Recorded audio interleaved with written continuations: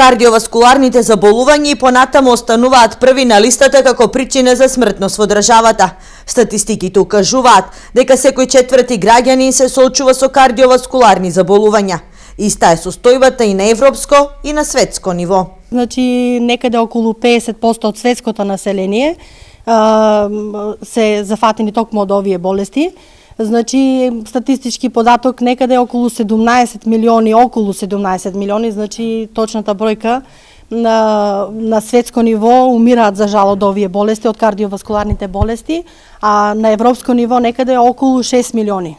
Покачен крвен притисок, покачени масноти и во крвта, дијабетот, пороците, како и нездравиот начин на живот се ризик факторите кои придонесуваат за зголемување на бројот на пациенти со кардиоваскуларни заболувања. Сепак, главна улога во намалување на бројот на новозаболени се превентивните прегледи.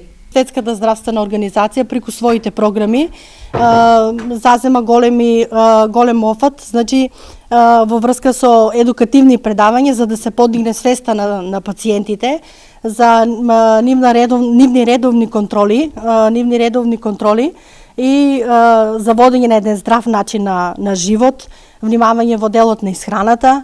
Денешната трибина е во организација на невладината организација Цивитас и локалната самоуправа.